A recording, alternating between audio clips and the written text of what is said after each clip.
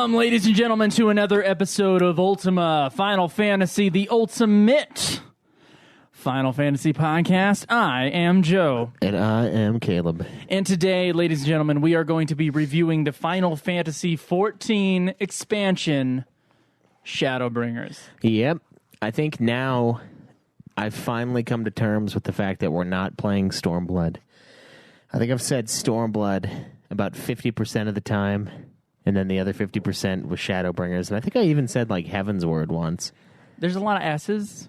Yeah. There's a lot of S's in these expansion titles, and I have said Stormblood myself many a time. Yeah. They should have actually meaning Shadowbringers, probably on this show. You know, honestly, they should have gone with more Z's, because that's what I was cutting during some of these cutscenes, if I want to be honest. Shadowbringers. You were cutting some Z's? Yeah. Is that how they say it nowadays? Is taking a nap during a cutscene is called cutting some Z's? I think that's how they could say it in the olden days, but... Yes, I would like to cut some Z's later, if you don't mind. I think I'll have decaf.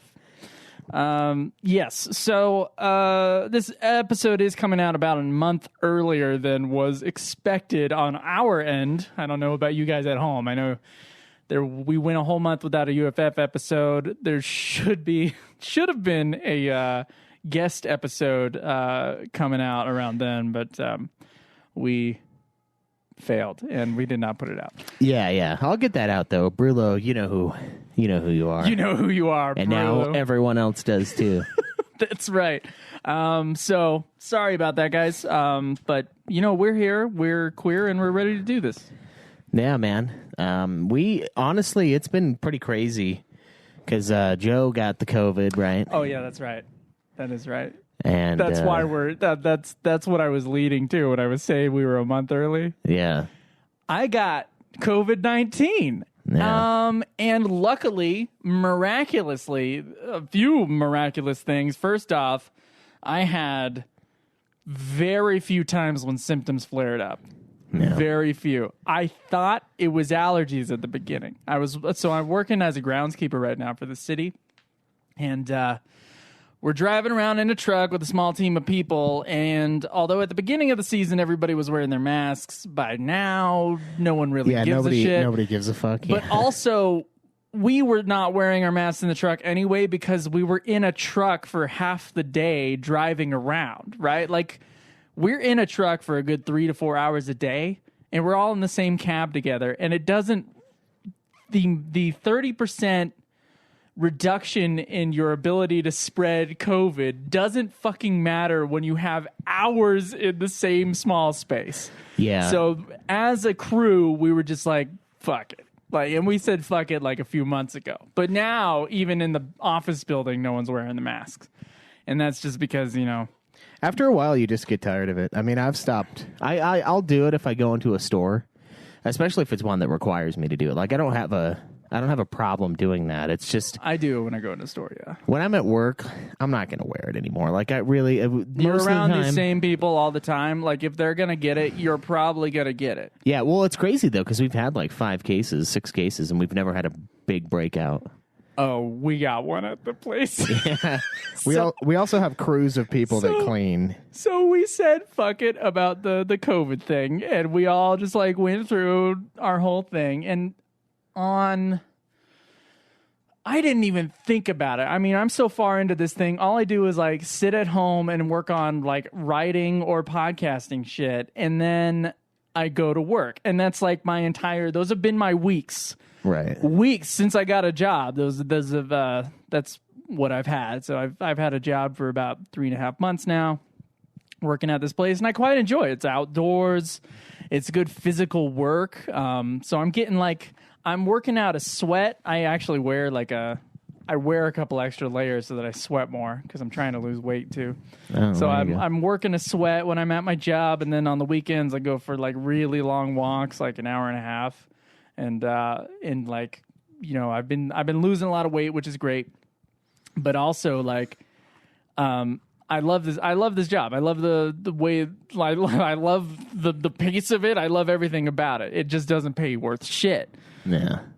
And it also gave me COVID. So what happened was It was a Thursday, and I didn't even think about it. Like I was saying, I didn't even think about it when my crew lead guy had a sick day. Didn't even think about it. He had gone to Kentucky the week before, and he talked about them doing like COVID testing every day or whatever. He's an amateur wrestler, so. Oh, geez. So this is one of his day jobs, and then on the weekend he wrestles for like a local wrestling deal, like some Rocky Mountain. It's like Utah, Colorado, and something. Like they have their own like wrestling team, but he was trying out for another wrestling team in Kentucky, and he had been tested. So when he took a sick day, I just didn't even think that it might have been COVID. But I was also getting allergies on Thursday, and I'd been with that guy in the truck since Tuesday, and I was like got runny nose and everything like that. And it was really bothering me. I'm like, wow. I thought I had gotten used to it, and like I had allergies at the beginning of the job, and maybe now that it's fall and we're picking up leaves, maybe whatever the chemicals the trees are putting out are different now. And so I just had like what I thought were really bad allergies for 2 days. And I had plans on the weekend, and I drove to Capitol Reef. And on the way to Capitol Reef, and I have a friend coming from California, another friend coming from St. George. We're all meeting in a hotel in Capitol Reef. I get the call saying, hey, man, this guy just tested positive for COVID. And I was like, fuck. Yeah. So I had to talk with the people coming with me. I'm like, look, you're in the middle of an 8-hour drive. You got here before me. If I had told you that I was canceling because I was exposed to COVID, you'd be very angry with me. And my friend said, yes, that's true. I would be. So he just was like, okay with it. We socially distanced in our hotel room as much as we could. I was in the back seat when the other two guys were in the front seat. Did either of them get it? No. Yeah. They didn't get it, which was the other lucky thing. So I basically had a mild cold, and I thought there's a cold going around in my family, so I thought it was just that. So it went from allergy to cold, and then I went back, I got tested, and it was positive for COVID. Nice. And then my symptoms basically went away, except they would flare up every once in a while. Like I would cough every once in a while. But yeah, I have 2 weeks to just fucking plow through Final Fantasy XIV Shadowbringers. Yeah. And we utilized our time as best we could, and we played that 70-hour game, and the largest chunk of it we played in the last 2 weeks. Yeah, it's been crazy. I mean, I basically put off what I was doing for Nude Clan, and this I think is how I'm going to operate from now on, which is probably not great, but it's going to be focus on one of the things at a time. So I was going to do Ghost of Tsushima and Shadowbringers at the same time because they're games I need to finish for shows. But I think what I'm going to do now, and this is kind of something I've done before too, but forever probably, is focus on one of those and then the other one after I'm finished. So like kind of rotate.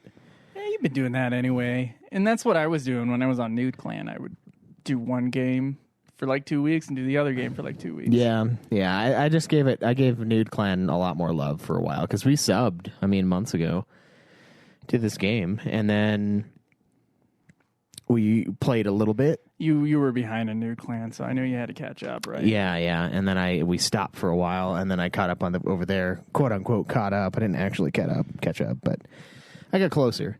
And then I was like, you know what, Shadowbringers, we haven't done UFF in a while. And I'm enjoying it. I was looking forward to playing the game, which is, kind of weird because there's a lot of boring shit in it. But I was like, I kind of like this expansion. There's a lot of cool stuff going on, and I get to hang out. So yeah, this is what I've actually had more social interaction in the last 2 weeks than I've had in the last like 8 months because of fucking the disease I got. Yeah. I also didn't spread it to anybody. My parents didn't get it. My friends that I went to the thing with didn't get it. There's one guy that I worked with on Friday when I was having symptoms, and he was in the truck with me, and I think he might have gotten it, but I got to confirm that. So yeah. He might have been the only guy I spread it to. Yeah, well, it's crazy. God. Like you were talking about the guy who brought it back. They do all the testing, and that's the thing. Like, if the president of the United States can catch it, like pretty much anybody can catch it because they test like every time anyone meets with the guy, and someone still had it. You know what I mean? Yeah. And it's probably because people aren't showing symptoms really. And well, they also have this stupid thing in the state of Utah anyway, and I think it's going to be the same in a lot of other places. They go, oh yeah, unless you're showing a fever, don't get tested. I'm like, yeah. I never got a fever. I never got a fucking fever. Yeah. My temperature never raised. When I had my worst symptoms were near the end, were in the middle of last week. No and by fever. Worst, I mean like I no longer had like the congestion anymore, and I was coughing less, but I lost my sense of smell for the first time in my life. Yeah. That was the one time where I was like, ooh, I don't like this. It smells like someone's welding next to me. Yeah, yeah. I don't like that. No me gusta. So that was kind of like, I don't know. That was it. Sorry, what were you about to say? Well, they are pretty tough. It's tough to go get a test. You basically have to lie.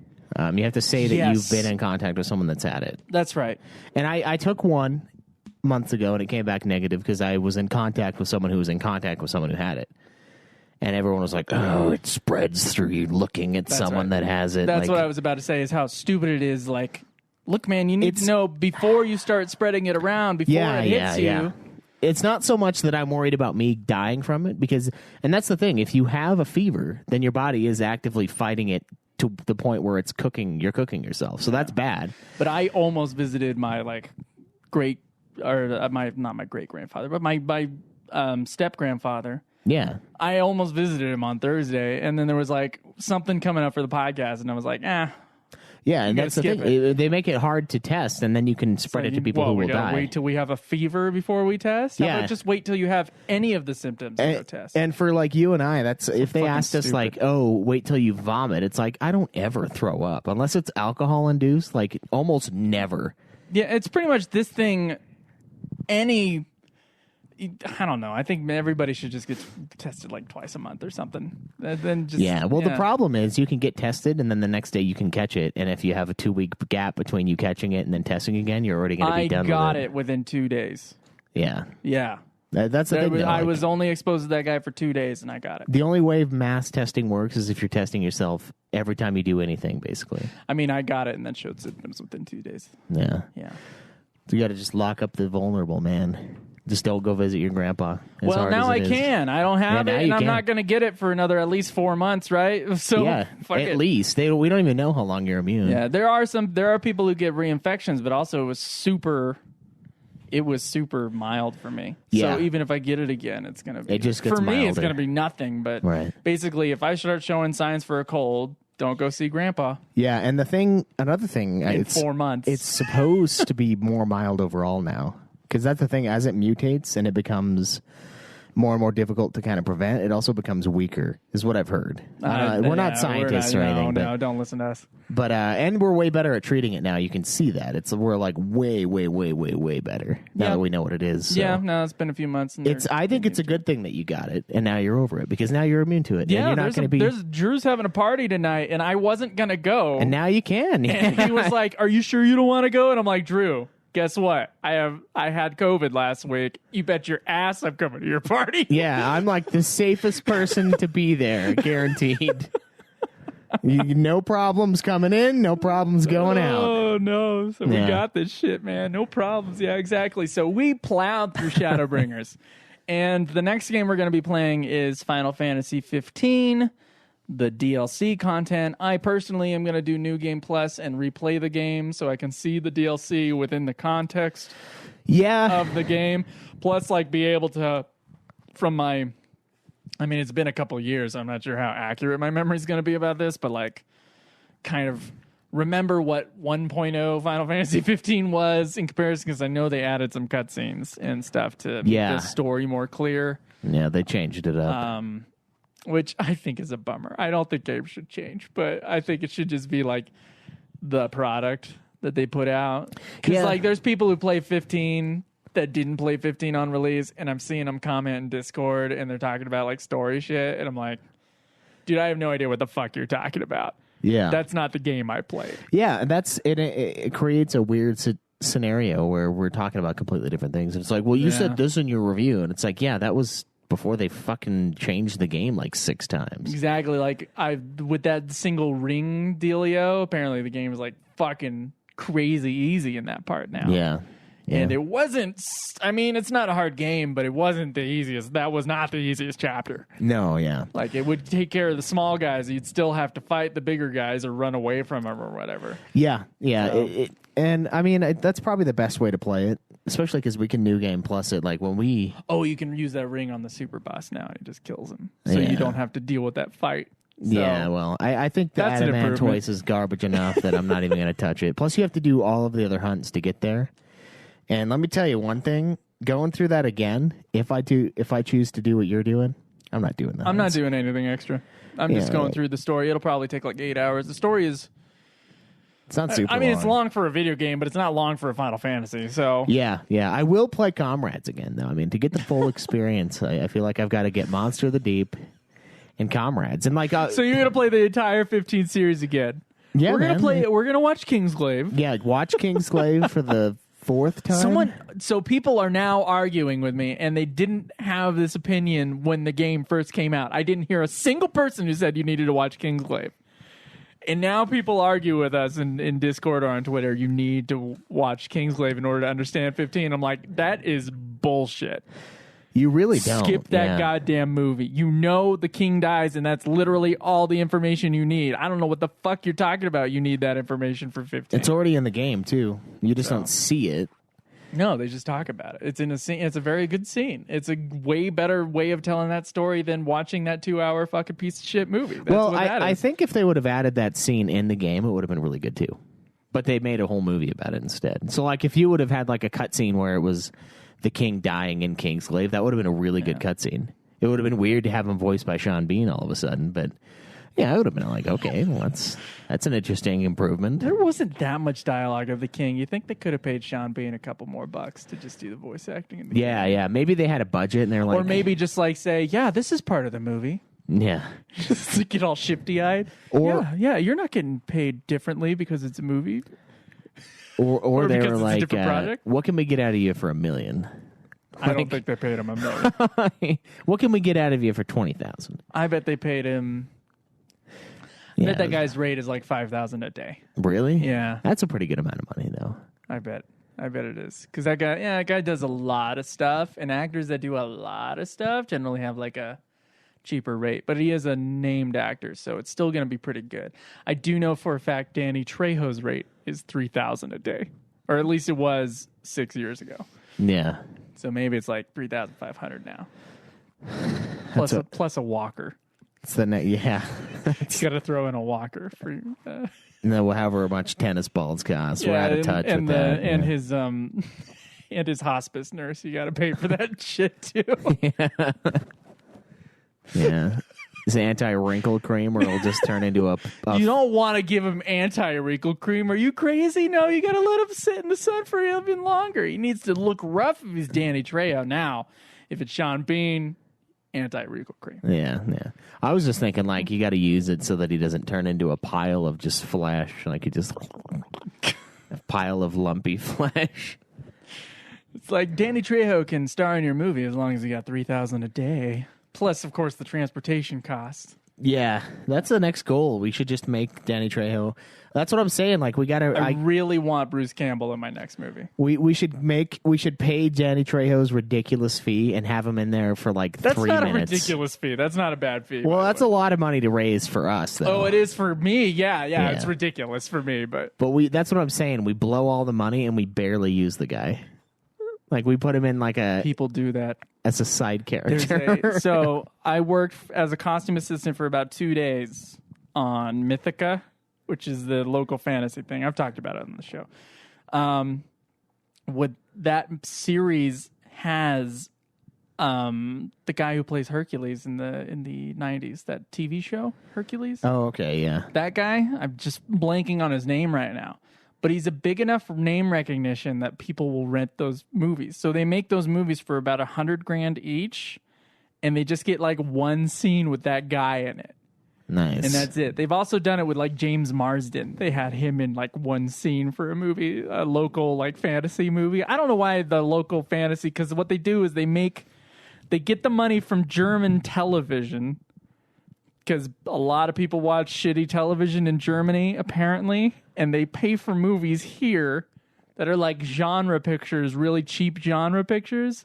And they make movies for like $100,000 here. That's like a local Utah weird niche thing that's happening here. Nice. But yeah, they'll get a person who's a big enough name that they have a lot of followers, and those people will check out the movie and rent the movie or whatever. And it's big enough for the German TV audience to recognize someone, so they'll click on something and watch a movie. But they will just be in like one scene. Nice. That's funny. Lots of actors who are, let's say, past their, peak in popularity. That they do that all the time. They do that all the time. Nice. So yeah, we should. I really want Bruce Campbell. That's who I want. Just for like a day. That'd be pretty cool. Yeah, that'd be sweet. You ready to talk about Shadowbringers? Yeah, man. Let's dive in. Okay, so I did much studying. And I have come up with a 3-page synopsis of this gigantic fucking story and this gigantic fucking expansion. So New Boreas, a.k.a. the Warrior of Light, after having dealt with many emperors and all the other bullshit, he's transported into another world by the Crystal Exarch, who happens to be the mysterious voice we've heard all these years. So that's how this expansion starts. You're transported into a new world. And I still don't know the name of the new world. One area is called Yulmore. That's about where I'm at. Yeah. Did they ever say what the name of where they went to was? I think it's... So, what it is, if you're familiar with the Dark Tower at all, which I know you're not, it's basically the same thing, where there's one main universe that's like the real, it's quote unquote what would be reality, and that's what they call the source, and that's where you come from. So we come from like the center of all things, and like everything else is kind of like a weird refractionary alternate dimension universe, dimension. Okay, yeah. And so you went into one of those alternate dimensions, except that it's not like a mirror world, it's like a different world. It's not, yeah. So that's the difference, is normally with alternate dimensions there's like some things that are fucked up. In this, it's like completely changed. Yeah, like there's still humans and animals and all that. But so what you're summoned by the Crystal Exarch to do is to fix a botched spell that has trapped all the Scions, which is the like group of heroes, all their souls in this other dimension, and this world, which is scorched by light. Apparently, there's an impending calamity coming to kill them all, so you got to save the Scions. But it's way fucking complicated, guys. It's ridiculously complicated. So the story that I'm telling you is not in order in any way. So the first thing you do is you go on a quest to find the first 2 members of the Scions. And when you're doing this, you also come across the Warrior of Darkness himself. So, what I failed to mention for those who haven't played the game, Scorched by Light, literal light, plus these like crazy flying zombie creatures. They've taken over the whole world. So the whole world looks like really bright. There's no darkness ever. And basically outside of the cities, they have these like almost Seath-like things that come out and attack you. And then when you're attacked by them, they're like a zombie. You become one as well. So it's like this like scary kind of threat all throughout the world. In terrifying fashion, too. Yeah, they're pretty scary looking. They're like statues. Well, half of them I kind of want to bang, but the other half, yeah. Yeah, exactly. There you go. I got a rock for you. But you come across the Warrior of Darkness himself, who looks oddly like the main character in the trailers for Final Fantasy XIV. Yeah. The Warrior of Darkness, whose name is Ardbert. Terrible name for this character. Yeah, you know how many Berts there are in this? Ardbert. There's a lot of Berts, yeah. I didn't notice a whole bunch really of dumb. Berts. I just noticed the one. There's at least 2, and that's one too many. That's one too many? Yeah, too many Bert. How about Minphilius? So Ardbert, you are the only person who can see Ardbert. And he like freaks out, and he basically becomes this invisible companion of yours for the rest of Shadowbringers. and you check in with him every once in a while. So you're fighting off these things called Sin Eaters, which are the sea things. And Nuborius eventually finds Alphanod and Alice, the twins. And then you go to defeat the local antagonist, the Light Warden, who, when you defeat the Light Warden, you receive the light yourself, and you become a Light Warden. But I guess there was a protective spell put on Nuborius, the Warrior of Light, and who's now, of course, the Warrior of Darkness, because you're bringing darkness back to the world. When you defeat the Light Warden, then locally, the darkness returns. The night sky actually returns to the world. So you find that out when you defeat the first one, and you're then trying to find information on how to return darkness to the rest of the world. And when you're doing this, the Crystal Exarch pushes you to rescue a girl oddly named Minfilia from a guy named Ranjit, who we'll get into later. So when you rescue Minfilia, this is when you're reunited with another scion, Thancred. And you find out Minfilia is this strange girl who has been reborn over and over since the troubles of this world began. Yeah, this is where it really started becoming like 13-2. Yes. And we both commented on this when we were playing, where Thancred kind of resembles Caius in that. Or probably more of a mix between Caius and Joel, is that his name? What the fuck's the kid? Noel. Where they're like really connected, and Yule is the summoner bitch. Yeah. In 13-2 that keeps coming back. She has like dies 1,000 times kind of a thing. And Minfilia is similar to that. She's not getting as destroyed. And Minfilia is more of like a figurehead kind of a thing. Like, it's weird. It's not the exact same person every time, but they have like the same purpose. And that's where it's like both the Dark Tower and kind of the Wheel of Time, where like they're not the exact same person, but they're pretty much the same person. It's like if you were a character on a chessboard and then you died, and then another person would come back, they would be that character on the chessboard. It's not necessarily you, but it's your like place kind of thing. It's weird. So it's like every fantasy thing just like poured into a cauldron with a bunch of boring dialogue in there. Oh, we'll get into it. And a big fat ass. Speaking of, Caleb Craig on the show today. Vothri is that guy's name. Yeah. And Ranjit is like his guard or whatever. Yeah. So now comes the biggest chunk of the game, and the part where my brain turned off, I'll be honest.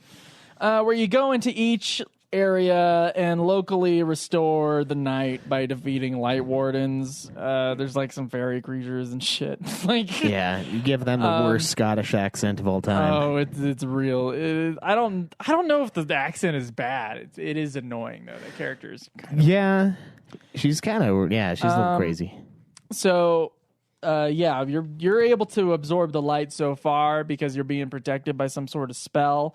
But after killing 3 of them, you're informed by Y'shtola, another scion that's been trapped in this world, that you might be receiving too much light. Yeah, and by the way, Y'shtola, every expansion that they come out with, more and more. I'm telling you, next time she's just gonna be there with like a fucking ball gag in. Like the next expansion, I'm calling it now.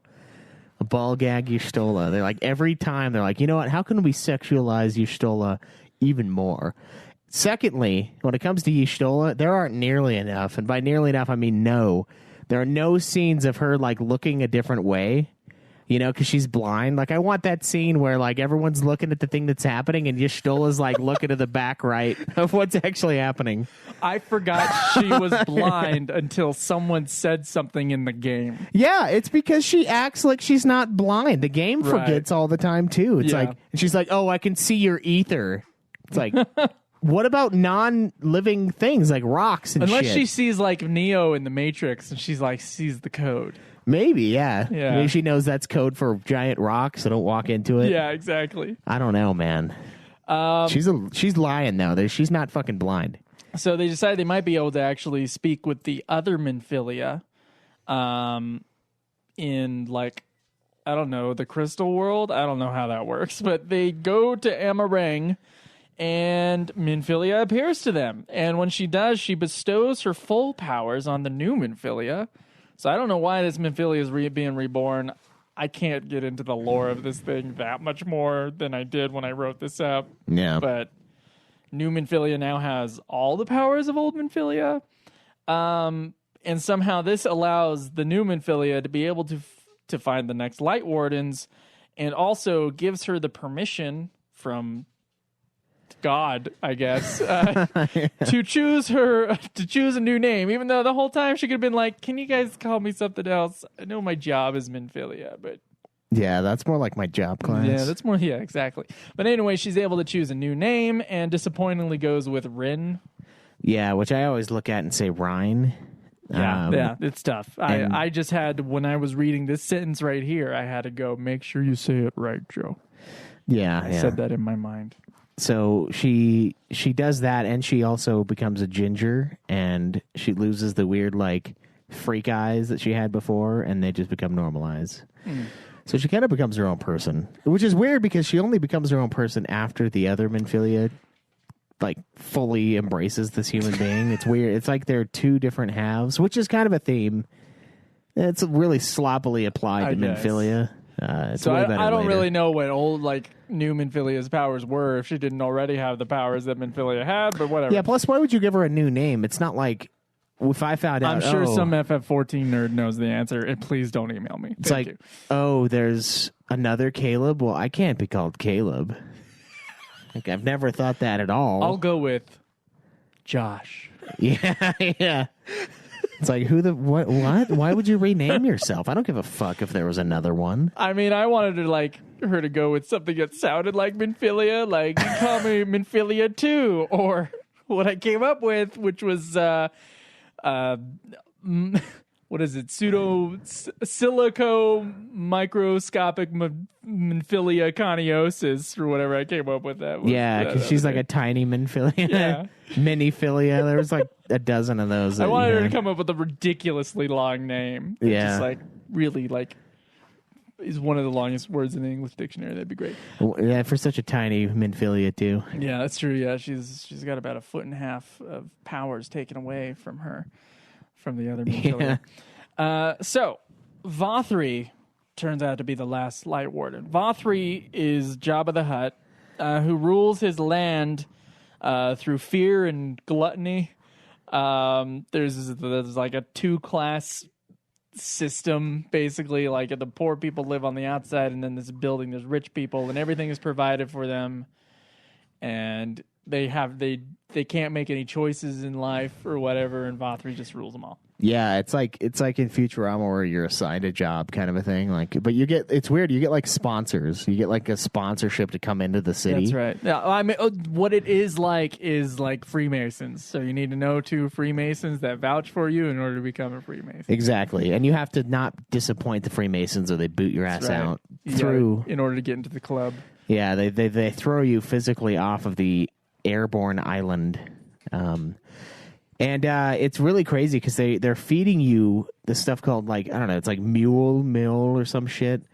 And it's actually made of the creatures that you're fighting, the Sin Eaters. And it's slowly turning these people into Sin Eaters. So it's like a weird brainwashing thing that also turns him into the people that the beasts that he then controls as his army. So it's kind of a crazy thing that he's doing to the poor people. And it's... it's weird. It's a weird situation that he's got. Yeah. Going. So basically, Vothri seems like the big bad in the story, and you're like, gotta go take care of him because he looks and acts like Jabba the Hutt, plus like an extra face tit.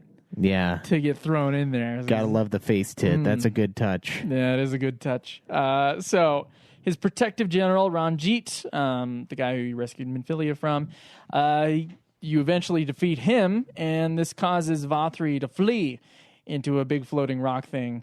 And then the citizens around, they then like make this big golem to carry you and Scions up to the rock so you can finally defeat him. However, when you do defeat him, you are then unable to withhold all that light this time around. and the Crystal Exarch tries to take the light away from you and sacrifice himself in the process. And this would have killed the Exarch, but a guy who we'll get into, his name's Emmett Selk, an immortal Ascian who is weaved in and out of the story as like a quirky side character. Yeah, he's basically Arden in this. Basically, yeah. The guy you know is bad, but he's broing like up Chapter with you. 8 Arden, where he's like just talking to you and like chilling out and like kind of like helping you, kind of weird guy. Yeah, he basically has the same function. Yeah. This quirky character, this guy, he takes the light, I guess, and all the power that holds, because he's an Ascian, he can stand it, and he takes off. And so nasty. You and the Crystal Exarch have to recover because it was really tough on you, I guess. And Rin is able to use her magic to save you, but in so doing, like, all the light is put back into the world. So all that work you did is for nothing. All that 60 hours of content. Yep. For temporarily, of course. And it might feel that way already in real life, but then it felt like that way in the game, and that was kind of a slap. So, Emmett Selk. He is apparently this Ascian who first appeared, and I don't know how this information, because I don't remember this coming across in the thing. I had to do research on this guy. He was the crazy-looking bearded emperor of the Garlean Empire in Final Fantasy XIV 1.0. Yeah, and this is like his preferred look, is the look he has in this other world. He's the grandfather of Varus and the great-grandfather of Xenos, who we'll also get to in a second. So Final Fantasy XIV bad guys are basically a family affair. They all go through the... Yeah, it's one line. Yeah, we're dealing with great-grandpa right now in this one. So anyway, Emmett Selk apparently followed Nuborius into this other world and shows his new form. And what he wants is for balance to be restored to the world as well. So he supports the hero up until the hero is no longer able to retain the light. And now Emmett Selk, he's decided he wants to sacrifice all the lesser races to restore the simulation of his lost civilization called Amarat, which I also titled Xanarkand. Yeah. It's very similar to Final Fantasy X here as well. You've got a city that was destroyed in ancient times. It got flooded. I'm not really sure what the lore is behind why it got flooded, but it's been a long, long, long time. And these people were immortal. It's basically the elves from Lord of the Rings. Like, they can be killed, but they're immortal in the sense that they will not die of old age. Yeah.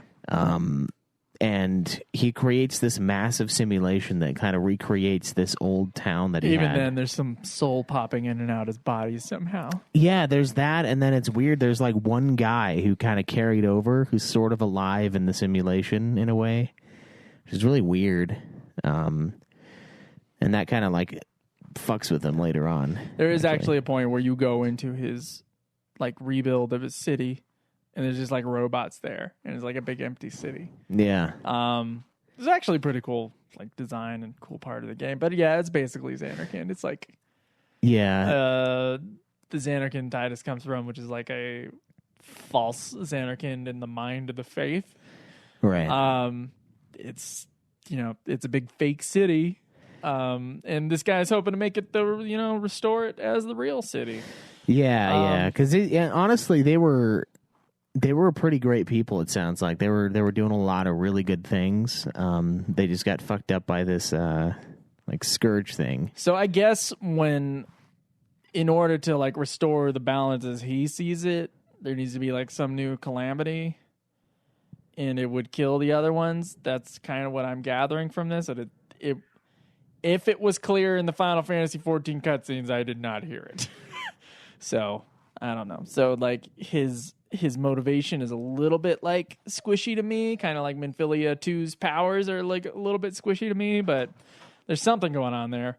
And he basically is going to kill a whole bunch of people in order to get his world back to where he wants it in this alternate reality universe, as opposed to the real one, which is where you guys all came from, the source. So you also find out a little bit more about the Exarch. He is actually from the future, and he's a furry. And he's there to defeat Emmett Selk. Since Emmett Selk's actions are going to bring about endless war, and he wants to take care of that, basically. So now, in the last part of the game, after the bad guy switch with Vothri, you're now going after Emmett Selk, right? And you go through big dungeon, which is great. Before that, you go to the DMV. He has like a big, huge speech. Wait, DMV? Sorry, what? Yeah, that's the part where you go into the city and you have to like talk to the dude and you wait in line forever. Oh, yeah. You get the DMV because this is a huge bureaucracy. Then you go, awesome dungeon. Great dungeon, great boss fight. Great cutscenes around there because he has like a really good, like, I'm the bad guy now cutscene. Which is about where my interest returned to the story. No. When we review it, we'll talk about it in a second. But yeah, you are then able to defeat Emmett Selk. But when you do, you're overtaken by the light once again. And you don't really have an out this time. But Arbert, the warrior of darkness, he then fuses his spirit. I don't know what's going on here, but he like fuses his spirit with the warrior of light, aka Naborius. And it protects him. It nullifies the light. It protects him from the ill effects of the light streaming into your hero, and this other world is saved. And Vothri's gone, Emmett Selk is gone, and now the Exarch can turn his attention on getting the Scions back to where they belong. Even though I think that's probably what the second half, like what the patches are going to be about. Yeah, could be for about sure. that. It could be about the Black Rose thing, which we haven't touched on. I'm not sure, but basically, like that's now where the story stands as far as your hero is concerned. What they still need to get the Scions back into their regular world, but the threat has been neutralized. The threat that was going to destroy the world or whatever. So now all these rich people, they all don't know what to do. They're spreading the wealth with the poor people for now, and they're making like a democratic government. And China's is put in place as the mayor. Yeah. There's a character named China's. CHAI-NUZZ. China's, and then his wife, whose name I can't remember. Yeah. Interesting pairing. There's also a town called Kalusia that I always just called Kalusia. China's lives in Kalusia. Yeah. There's no Kalusia. So while this is happening, there are some cutscenes going on about things going on in the real world. Yeah, the source. Yeah, the Gaius, I think he's a witness to this, who's voiced by Game of Thrones. Yeah. Guy.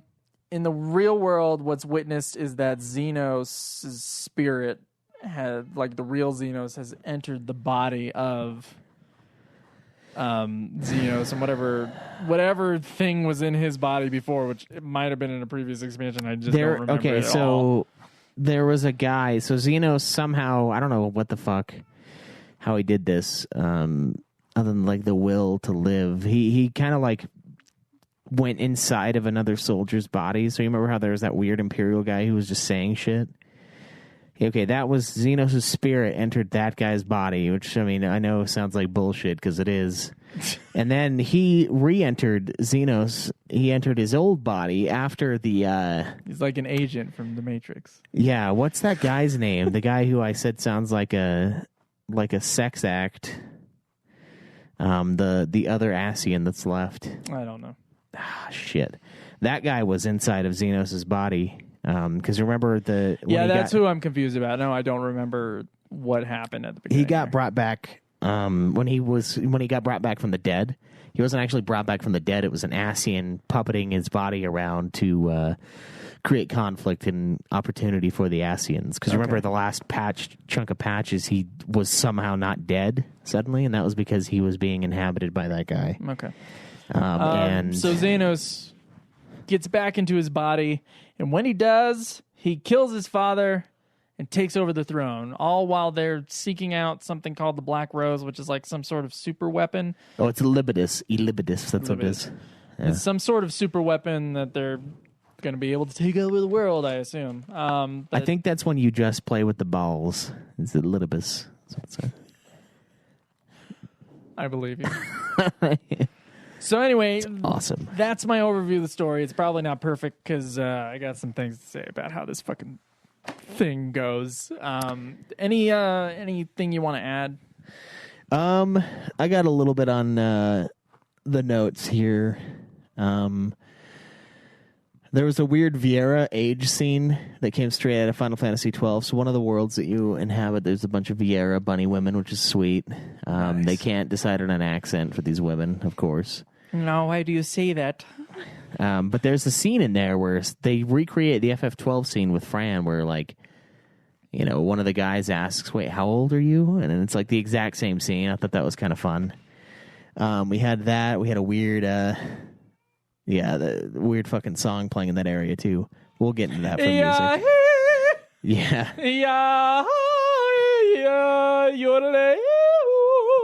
There's a part where you have to reactivate this minecart, and when you're building the golems, you're bringing life back to the machines that kind of do the work of these miners. Miners, MINERS, of course. And there's a scene, a plot line in there that I thought was actually really good. It's the Magnus guy. So this guy is a drunkard, like kind of the village drunk in this area where it's a big mining town that's kind of died because they've lost their ability to mine effectively because their machines have died. And I really liked this subplot because he's kind of against getting everything working again because his wife died in a cave-in trying to find a heart for a golem. It's like some kind of gem, some kind of a thing from ether that comes into being after a while or some shit. I don't exactly know how the fuck these things exist, but they're, it's just carbon crushed into this thing that powers these fuckers. And she died in a cave-in when that happened, and then his son died of an illness shortly after. So he's super against trying to get the shit running again. And then you kind of blast your way in there and you find a little note that she left, basically saying that she had found it, and you end up using the heart that you find that she died for to kind of power the thing. And that's when the music goes bling ding ding ding ding. Yeah. Yeah, so I thought that was pretty good. Yeah, I mean those are all in the middle areas where you go to the new area and you got to defeat the Light Warden in that area. There's a lot of breaking the fourth wall, and what I mean by that is they acknowledge all the time. They mention that, hey, we shouldn't dawdle, but then they keep talking. That's something that drove me nuts. They're like, oh, we really need to hurry about this, but then everyone has one more thing to say. You know what I'm talking about? We started complaining about it the last 14 expansion we talked about, the Legend Returns or whatever. Yeah. Oh, yeah. Still have that same complaint. Yeah, let me see what else I've got. Hey, wake up. Yeah, seriously. Yeah, and Emmett Selk, one of the things he was holding out hope for mankind, and he basically acknowledges that we're a bunch of failures and we're pathetic and weak, and that's a big reason why he wants to kill us, because he wants us to be as great as his society once was, and we don't live up to his expectations, and that's when he says, you know what, I'm going to burn it all down, essentially. And Urian J, we find out, is directly connected to the source. He's like an ancient one. It's really weird. It was also awkward. We had a derail partway through the story where we had to do these role quest things. Where I liked it though, because it was associated with a warrior of darkness that is part of your class. So Ardbert, his party of warriors. So it's basically acknowledging that Warrior of Light has his party of people, so the people we play the game with when we jump into dungeons and jump into trials, that's like a party, right?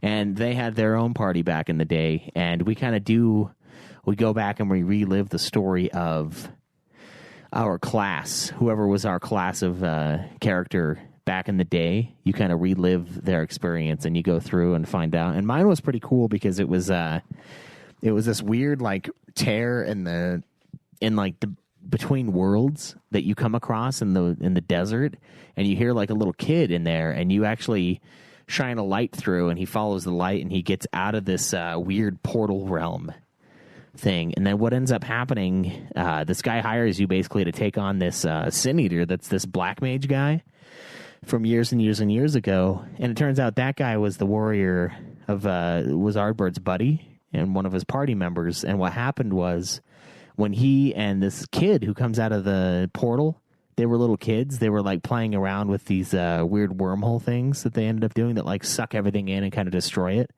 as far as they know. The black mage guy set one of those out, and it actually sucked up his best friend, this little kid, into the weird wormhole world. And he spent the rest of his life basically trying to find a way to get him out of there. And he ended up finding this gemstone that was part of this mountain, but like there was something about like if he removed it, he was going to like throw off the balance, and the mountain was going to like basically be destroyed and cause some massive landslide and kill a bunch of villagers, a bunch of fucking dwarfs down the way. And so he ended up like giving up on his best friend to save all these other people. And then you eventually fight the dude. You fight this black mage guy, and the kid confronts him. You train the kid up, and then the kid and you fight this dude. And it's kind of, there's not really much of them left, you know what I mean? Because when they turn into the Sin Eaters, they're basically gone. But then like there's this, I don't know how it happened, but there was like this pre-recorded message thing. It was really dumb, but of him like saying that he never gave up looking for him. And a crystal or something. Yeah. I think it was. No, it was a crystal thing. I'm pretty sure. Of course it is. That's just what, like, when they find plot holes in Final Fantasy, or Final Fantasy XIV specifically, they're like, nah, crystal magic. Yeah. Weird things happen. And his name's Nilebert. I thought that was pretty cool. It's nihilistic Ardbert. Yeah. That was only all our class things were all separate. Yep, it was based on whatever class you were. You could do all the quests that you were leveled up to. I skip-a-rooed that shit. Well, it was actually more connected than I thought it was, because you were playing as whatever character Warrior of Darkness that you represent as your class. Yeah. I don't know how that works with a white mage, but they need heals too. Okay, dark aether dark people. what? I don't know, like. Whoa. Dark magic. Yeah. So I thought that was a really good subplot as well. Okay. Yeah, sorry, I can't tell you what happened in the White Mage one. I thought there was like a drunk dwarf, and I had to keep on going back and forth. Yeah, I liked it a lot when Emmett Selk like basically did his huge reveal, and he walked into his final dungeon area, and he just like walks through the fire. That was pretty fucking sweet. Bad guy through the flames. Cliche. And the music is pretty good in that part. Like they do that song all the time, so it kind of cheapens it a little bit. And then honestly, it's a huge yin and yang kind of like balance story, obviously, because you've got you, traditionally warrior of light, coming into this world overburdened by the light, and you have to like suppress it and bring balance back. And the only way you can do that in the end is by fusing with your version, the version of yourself that resides in this world as the warrior of darkness, and then you become just warrior, I guess. I don't know. You're the warrior of darkness. In this world, you're the warrior of darkness. What if it's warrior squared? It's something. I made the joke. It was warrior of 18% gray. Yeah. Which is the neutral exposure card you put up for photography. There you go. I don't identify as the warrior light or of dark. 18% gray. Yeah. So all of that shit happens. You fight Emmett Selk, obviously. It all balances out. And then we go back to our world. Our world, where we see a super Game of Thrones moment where the king is like being stabbed by his son. Yeah. And Gaius comes into the room, who, of course, was the original bad guy of 2.0. And he's very upset about that because he knows firsthand how it feels to be stabbed by your own son. Because this guy's voiced by Roose Bolton. So he's real pissed off about what he's seeing right now. And he basically goes up to fight him. That's when we learned that Xenos was reunited with his body. Elibidus has fled. And you come back. And it's weird because Elidibus, we have this scene of Elidibus on the moon. He's the last... I think he's the last one left. I don't know what the fuck was happening there, but yeah. That was one of those scenes where they put in where it's like... I don't know what kind of mastermind just sits there and talks about what they're going to do, but... I'm on the moon, motherfucker. Yeah, when you're on the moon, you do whatever you want, I guess. There's one time I would, I was like, I hiked to the top of a thing, like top of a mountain. I just like jerked off on the top of the mountain. I would do that on the moon, too. That's right. No one's there. Can you imagine, fuck it. Can you imagine, the International Space Station if, a dude was alone up there for 9 months? There's just pockets of cum. There's cameras. There's got to be the one room that's not full of cameras, but he's yeah. You open it up and there's just little floaties everywhere in the room. I tried to clean it up, man, but it's just impossible, bruh. It's so hard. I can't chase it around the space station all day. I got things to do. Yeah. And when it's turns into this weird prism crystal thing, when it hits the light, just a little rainbow comes out. It's so beautiful. How could you clean that up? This is the most disgusting joke we've had on the show in a while, I think. So Elidibus is going to send warriors of light after you. And Thancred and what is it, Ren head out into the waste, and then basically Roose Bolton, Gaius, I called it's Gaius Van Belsar. I called him Gaius Van Bolton. Mm-hmm. He goes to fight. He goes to take on with the Xenos, and as they clash, the thing basically ends. Which I was interested in that storyline, honestly, before, because it had the whole Black Rose, the chemical warfare thing, and they're uncovering the plot and uncovering ways to stop it. And then this entire expansion just rips all that away, which I thought was really interesting. You fall into this weird world, you come across your companions who are in this weird deep sleep, and then you realize that, and then you fall into it because the Crystal Exarch summons you into his world. He tries to follow you back to your world at the end. And he realizes that he can't, and he really regrets that because he wants to go to the true reality kind of a thing. He wants to go to the source, but he's not allowed. But he teleports you back, and you're back in your home world. So, I have some thoughts. I mean, the first thing that's pretty cool about this thing is that they actually took our, I guess, complaint before, which is you're always playing the Warrior of Darkness, or you're always playing the Warrior, because the thing, they bring it up once, maybe twice in the series, where it's once upon a time, the world was in Final Fantasy III. Yes. 3 proper. That one had Warrior of Darknesses once in the past, when the world was too filled with light, and they had to bring balance to it, and now you're the Warrior of Light, bringing balance in the other way. So there was a point in this podcast where it was we never play as the Warrior of Darkness, bringing... Yeah, it's very clear. Bringing darkness to the world.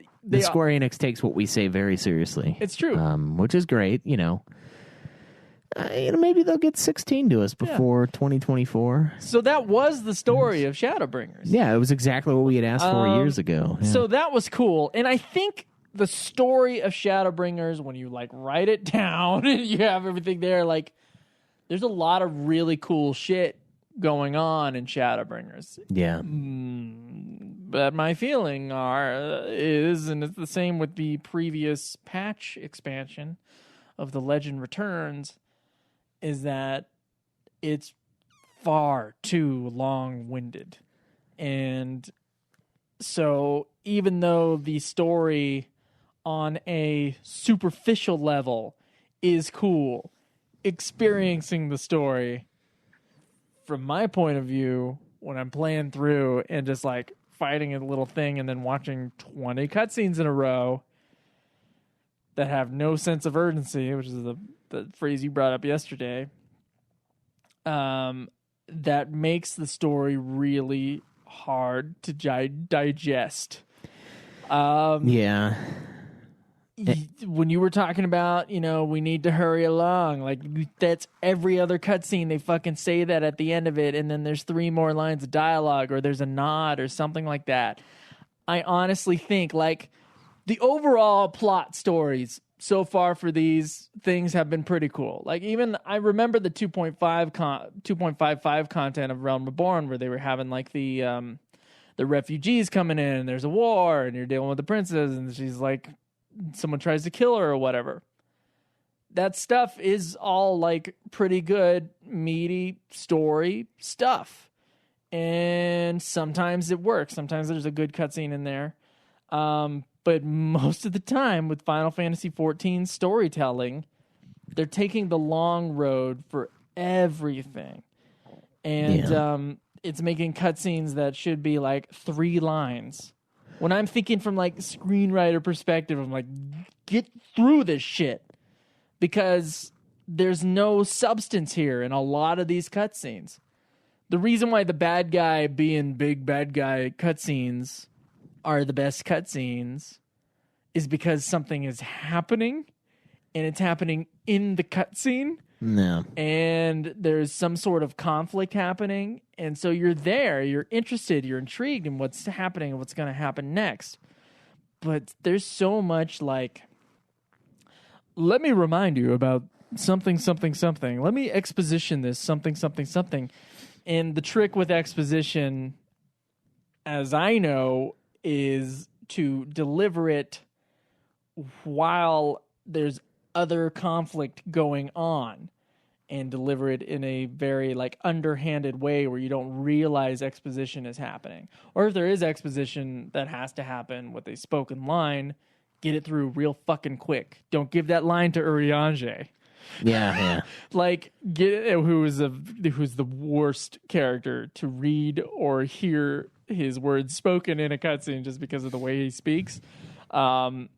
It's just so plotty, with a D, plotty, and it's just not. Even though there's a cool like overarching story going on there, the actual execution of the story, outside of like the dungeons and the actual gameplay and like a couple cutscenes here and there, I think it is totally a failure of Final Fantasy XIV, and it seems like they're getting worse and worse.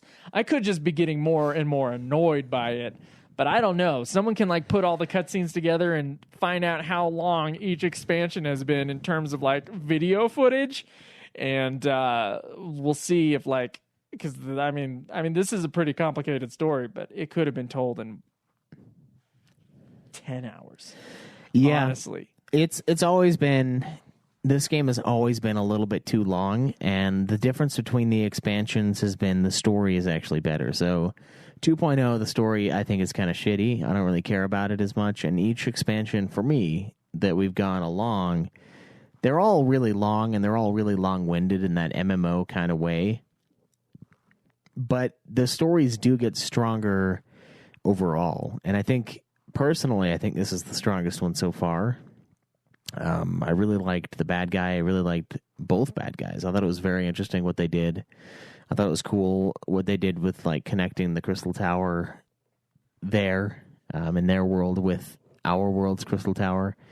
I thought all of that was really interesting. There's a lot of like knots being tied on little stories that we got in the past that we've definitely forgotten over the last 5 years. Maybe you remember it. I remember a little bit of the Crystal Tower stuff in our world, but that's the thing. Like, it's not it is a complicated story, but it's not interesting enough that I care enough to learn, to remember everything about it. They dig into lore so much in these cutscenes too. Yeah. It's like lore should be something as like a player you dig into yourself. Like you go do extra shit to learn about things that aren't necessary to the plot. Yeah.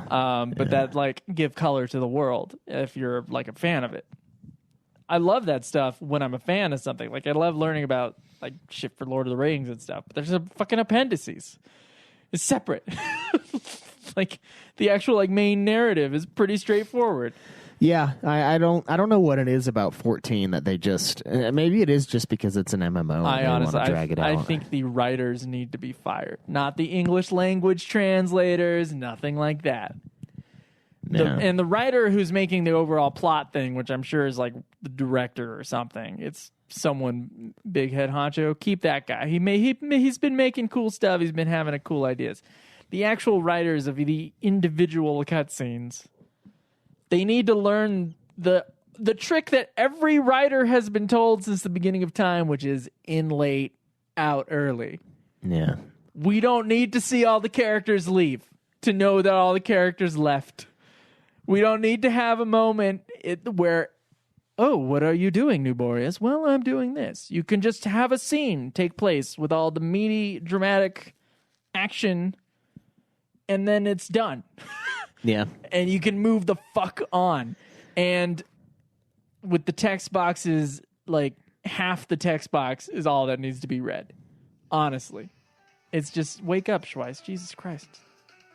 I always have to put that alarm off every time you're here. Yeah. Yeah, man. And it's the same complaints I had last time, so I'm not going to go super into it, but I feel the same way about this one. Even though the plot is cool and I followed it more than I did on the last expansion, which I almost forgot completely, by the way. It's still like some of the, especially in the middle section, like my interest was pulled at the beginning because of the cool, intriguing world, because I was learning things and it was cool, it was different. And then it just did that same thing 4 times over and over again with the light ward and shit. And then finally, when like we're going to go to get rid of Vothri, story picks back up again. Because more things are happening in the very long cutscenes, so I was more interested than I was. Yeah, it is. I think this is probably the best expansion story-wise for sure. But again, you're right. It has the same MMO problems that it's always had, where it's just way too long. There's way too many little side steps. I feel like FF11's cutscenes weren't this long. No, I think 11 did a better job of balancing. There was one expansion where I felt like the cutscenes were too much. Like there wasn't enough game. It was Treasures of Ottergon. Yeah, that's because the Treasures of Ottergon was basically destroyed by the time we got there. Yeah, there was no gameplay left. We didn't really have to do anything, yeah. So we just like ran through cutscenes. And that was problematic. But we're running through the game like a normal person would this time around. We've been doing like dungeons and shit, and you've been crafting, and it's the story is still fucking unbearably slow. Yeah, it is. It's funny because it's the highest rated Final Fantasy since Final Fantasy XII. That's bullshit. That's absolute bullshit. Maybe 4 in MMO, it can be rated that high, but it's the if highest. You're comparing it to other Final Fantasies, the single-player Final Fantasies, no. And I saw a YouTube video thumbnail. I didn't click on it. It was like, Shadowbringers, the best Final Fantasy in years. And I'm like, no! Did you get my COVID on you when I spat? I think so. Okay. I mean, I'm not a huge fan of 15, but I don't know. It's probably better than Shadowbringers. I think it's execution. People complain about it being botched. That's only because they know it was botched, I think. Yeah.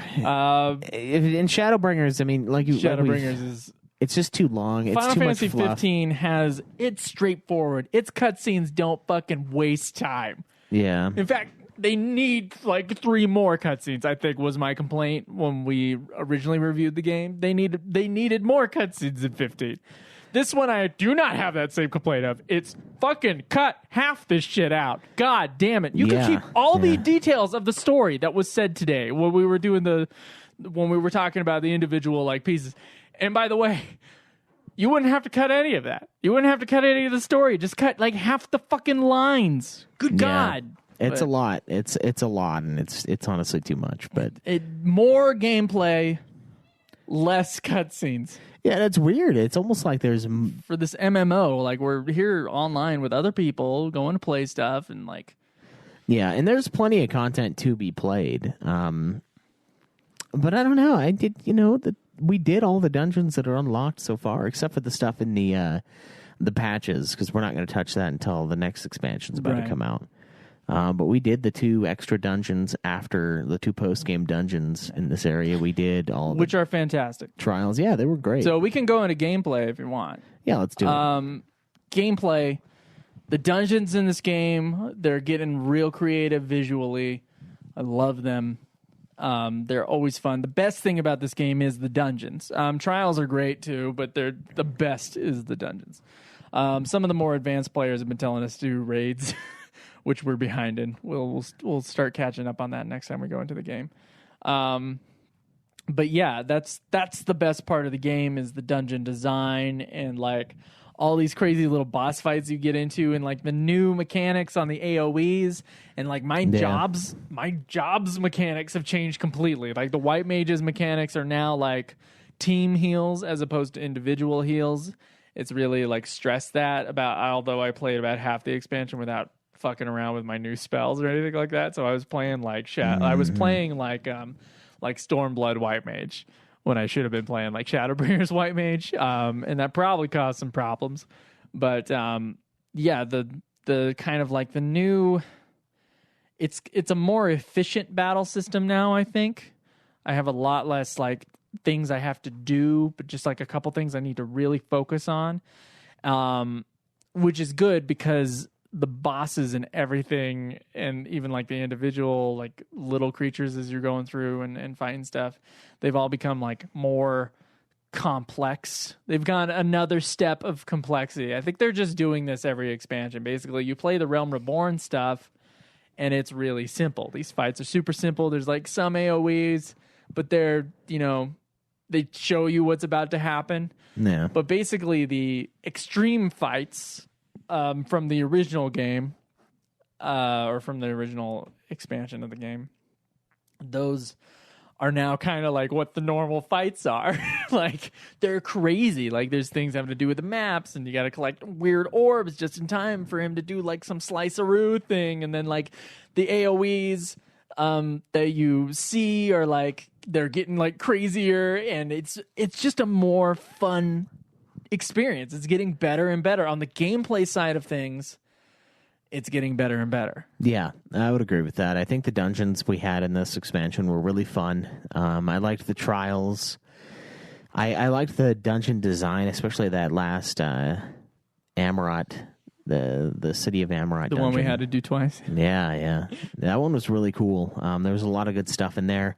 One of the things that disappointed me about the gameplay, though, I didn't really have... I'm thinking of a different one. I didn't have, like, Black Mage quests. Like, we had the weird little, like, sort of Black Mage quests, but, like, I kind of missed... fighting, like, normal guys on the map. Yeah, the expansion acknowledges that, hey, look, like... It's weird. They've kind of streamlined a lot of things with the gameplay, so you don't have to go do these job class missions anymore to get abilities unlocked. They just kind of give you the abilities when you reach certain levels. Yeah. And it's funny because they also do that with the loot in the game. As you're doing the main story, they just give you a fucking box. When you open up the box, it's like, all right, here's your class item, the best item right now for you in the story. They took some of the I got to catch up with my friends challenge away. Yeah. Which I didn't like anyway, so I'm okay with it. But. Yeah, they streamlined a lot of stuff for this expansion. I do like the gameplay so that you changes. could spend more time watching cutscenes. Yeah. That's why. My rotation changed for Black Mage, and I actually was really bad for a while with the group AoE stuff until I got that down. Because I was mostly a single target guy, and then we had somebody keeping track of the DPS. I think it was Bonsack. Am I right about that? Or Explicit Baron. One of those guys. They were watching the DPS, and mine was like garbage. And it's because it was a group of dudes, and I was only doing a single attack. Yeah, I could beat him out sometimes. Yeah, so I had to go through and revamp. I had to go through and revamp my AoE, and now it's like crazy high. But there was a lot of stuff I had to learn even after watching, a good chunk of videos on what the rotation is. Because the hard thing is you'll get these like, Stormblood or Shadowbringers level 80 rotation. And I could not find a decent video on White Mage. And I don't get the level 80 ability until level 80. So like that part of it I have to cut out. And then some other stuff I have to cut out because it associates all with these that. people who play 14 all the time forget what it's like for that brief moment when the expansion just comes out. And like they're building up to it. They're rushing through cutscenes like we are. Yeah. I mean, that's got to be what you're doing because you're trying to get to the next content, you know?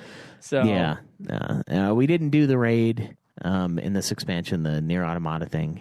We are catching up on the older content. And we did a lot the last day, especially. Yeah. As far as like the extreme fights of old. And I mean, I know they're not the extreme fights that they were at the time, but here's the thing, guys. I don't give a shit. I don't want to play those extreme fights at the time because this isn't the only game I want to play. I don't enjoy the game enough to make it the game I play and bust my, balls over this fucking fight over and over and over and over and over and over and over again to get a slight increase in armor. I'm really not interested in that in any way, shape, or form. Yeah. I mean, if this was your game, like if you lived for 14, it's a really fun game. When it's a game, it's a really fun game. Which it is to the people who play this all the time. Right, yeah. That cutscene rush happens as often as we do the cutscene rush. Right. And it's honestly, the way we review the MMOs is really weird. But frankly, I don't give a fuck. Like, all we're here is to talk about. I do think the story and the gameplay that we experienced and the changes with the gameplay. Yes, I do think that there were some instances in the story where it became a single player instance. So, like there was like some little challenge you had to do, basically, or a boss to fight, and you were just single player. They've had these throughout the expansion. There was a lot in this one, and I had a thought about halfway through. I was like, these could be 2-player. Yeah. Just have like a 2-player raid or a 3-player raid or something like that. Also, I will say this expansion's way easier playing as Thancred, someone who doesn't have to cast spells. Like getting out of AoEs is a cakewalk when you don't have like a 4-second Fire 4 building up forever and ever and ever. That's right. And, or a raise. Yeah. It's like they take forever for some of these spells. It's really to fuck over the mages. Although the Black Mage is one of the highest damage. I think it is the highest damage output class. So they do fuck it up a little bit. But, I as far as the gameplay goes, I liked the changes. I liked the little polyglot bar in the corner that you build up and you get, this massive attack. I had a pretty good rotation down by the end of the game, I feel, when it comes to especially the single target stuff. The AoE stuff, it takes a little longer to build, but I had a lot of stuff down, and we were dealing some pretty heavy damage. And I liked the changes. I think every time they change the gameplay, it takes a while to get used to, especially because we're not all the way up to snuff on that content. So we're usually a little bit underleveled. This time we weren't underleveled because of the way we approached it. Yeah. Because we did all the stuff between Stormblood and Shadowbringers. I did find out when you fill up your armory that when you press the recommended gear button on your character, it doesn't pull stuff from your regular inventory. Yeah. Found that out, and suddenly my character was able to do a lot more healing stuff. In fact, I don't want to brag or anything, but on the last optional dungeon we did in the final boss fight, which is a pretty difficult fight. In fact, we had a team. So the person who was playing with us the most on this expansion was Dr. Roxo, who he's helped with us on this game before. He was basically on every time we wanted to go on. He just hopped on. It was cool. He works nights, so I guess it works for his schedule. And we had Krinital the last couple of days. He finally hopped on. Who else helped us? We had Emily. Emily helped us a lot. We had a couple guys come in. I think it was Bonsack, whatever his title is on PlayStation Network. It was one of the guys we had a recent episode with. Hopped on. Yeah, I think it was Bonsack. I could be wrong. Sorry, person. If it wasn't Bonsack. Well, it's hard because they have different names on different things. But thank you to those who helped out. But anyway, this was our team. It was me, you. Oh, no, Krinital. It was Aldwin. That's what it was. Aldwin, okay. Yeah. Thank you, Aldwin. Me, you, Krinital, and Dr. Roxo. And Krinital's the tank. You and Dr. Roxo are the DPS. I'm the healer, right? Now, what happened was we wiped the first time. Schweiss and I both died. And we were taken out of the map. And when I die, there's no more raises left. So I just give up. I go back to the beginning of the map. Yeah. And so Krinital and Dr. Roxo try to take this thing on themselves, and they aren't able to do it. the DPS in the tank, they weren't able to kill this guy. It was about half health. They got him to about 1/3 of the way, maybe a quarter of the way left on his health bar. Not able to do it. The next time we go into the game, this is what happens. We're fighting this boss. Krinital disconnects. Yeah. His internet goes to shit and he's gone. But we're still doing some pretty good damage. We're going for it, right? The next thing that happens, unfortunately, just because we weren't able to take the damage, Schweiss dies. I try to raise him. While I'm trying to raise him, Dr. Roxo dies. And then Dr. Roxo says, just call it. And so you and Dr. Roxo decide not to wait for my raise to see if we could take this guy on without Krinital. All while Krinital is trying to reconnect to the fucking game. Krinital does reconnect to the fucking game. Yeah, after we both left the fucking fight. That's right. And when Krinital reconnects to the game, he pops back in while I'm soloing the fucking boss as a white mage for like 10 seconds, okay? Because I try it. Like, he said to wipe, and it's like, well, I can stand there, or I can try to heal myself and see what I can do. So I'm fighting the boss by myself for about 10 seconds. Krinital comes in. Now it's the tank white mage duo. He's at over half health. Mm-hmm. And it was a war of attrition, and a tank and a healer soloed that motherfucking boss with no DPS. Yeah, and it only took 40 minutes. It took for fucking ever. I just want you to know. Yeah, it sucks because we gave up because the tank, we were like, oh, he's going to die. Joe's going to die because there's no one in there to take the damage off of him. And, you know, a lot of it was kind of AoE stuff.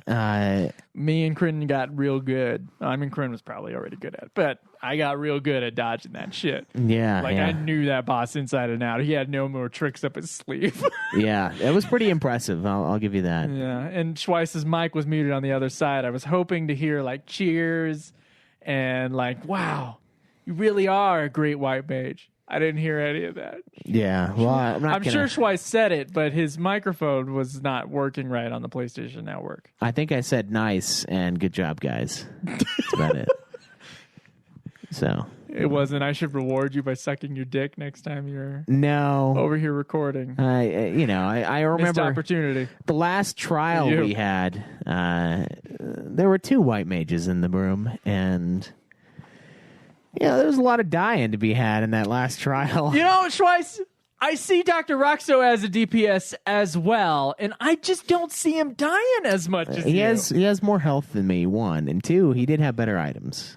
His he items also are level 500. Tries to dodge AoE sometimes. Just tries to. Yeah, I just have faith. Sometimes I can't heal the entire team when I already just raised someone and someone else dies because I don't have the instant cast once I use it. Here's for a little one while. tip. I'm just saying, you got a 2-minute cooldown on that shit. You got to remember that you're casting the spell raise, not the spell arise. So when I come up, if I don't get healed, I'm going to die again. Yeah, and then sometimes I'm casting a heal on you, and you just jump off the map because you feel like it. I don't know why the fuck you. Sometimes in a big, huge, painful fight that's happening, and possibly the second to last or last dungeon, I can't remember. There's a maybe you can't jump off. You can't go off to the side too far, or else you'll fall off the map. And maybe you're a shitty DPS who dies 3 times in a fucking row, and I have to keep on stopping to raise you. Well, look. While there's other fucking face AoEs with lasers going all over the place that I have to pay attention to while I'm trying to fucking raise you, and then I raise you, and you commit suicide right after I raise you. Guess what? If you fall off the fucking map, Raise can't do shit. Yeah. You're gone. You're out of there. No, I come back. It's a permanent gone. You fall back in the middle of the area. No, you don't. Yeah, you do. No, you don't. You do. Otherwise, it would have gotten you up twice. You were gone. No, we wiped because we all died. Here's what happened, though. Wipe. The first time I died because you didn't heal me. And then the second time I died because you raised me and you didn't fucking heal me. You can't just leave someone at 20% health. Look, man, after you raise them. You gotta heal. I have to dodge the same AoEs as you. If you it's not a fucking AoE. It's a basic attack. It's undodgeable. I'm seeing it. Everybody else is dodging the AoEs. No, they're not. Everybody's dodging the AoEs but you. The one you're talking about is a pulse attack that he does that is undodgeable that killed me immediately. The first to die. That's because I'm the weakest character every time. It's because you love AoEs. No, you love them. You're like, let's challenge Joe's ability. Let's do it. I want to make this hard mode for Joe, no matter what. In that fight, the second death I had was because he does an unavoidable just burst attack. It's not the AoE. It's a straight up just pulse that flies out, and if you don't get any fucking heals, you die. And the third time what happened is I accidentally pressed L1 to auto walk, and I walked off the edge. That time was my fault. Why were you auto walking? I don't know, man. I've become so used to walking long distances in this world that whenever I start walking, you just press the button, and then I keep going. Well, so that one is my fault. I could have raised you for a fourth time. You could have. Maybe there might have been enough time. I don't know. Yeah, it's not a fucking AoE. It's just it's just damage. And when you raise me and you don't cure me, I'm gonna have to ask Dr. Roxo. I die. Whether or not, like the second half of the expansion, who was the problem child in this? I did have some hard times dodging some of the AoEs. That's for sure. Yeah, but gameplay is pretty fun. It is a lot of fun. They've made it harder and harder for mages to exist, which is. There's spells. I have spells to counter that kind of shit. So, I was doing a lot of that. I've got like a triple cast move that gives me 3 casts, and I think it's about every second I get a cast. And I did that a bunch. We would have a huge AoE, and I would just slam that down and kind of get out of the way of the AoE because I was in the middle of casting a spell, and then I'll cast that spell for free, cast it again for free, and cast it a third time for free. The hard thing about being a mage, though, is you have a certain rotation that you need to have down for a black mage to kind of keep the damage going, keep the damage output as high as possible. And when that gets disrupted, I got a lot better at it near the end, but I'm not always exactly sure where I am in the rotation. And what has to happen is I have to basically go in, and my rotation right now is I do a swift cast and I do Blizzard 3. And so I hit with the mana regen thing. And what this does, it gives you more mana regen to be in ice mode, basically, for a mage. And then I'm in ice mode, and then I cast my Enotion spell, which is an increase of spell damage and potency. And then I do Blizzard 4, which is that huge ice chunk that falls down. And then I can do Fire 3 because it swaps me then to the extra damage output, and then I can start doing Fire 4s. And the reason why you got to go Blizzard first, and I throw out a Thunder 4 in there before I go to the Fire because I got that mana regen. And the reason why you go to Blizzard first and then to Fire is because your mana regen is actually, or your mana cost is super reduced.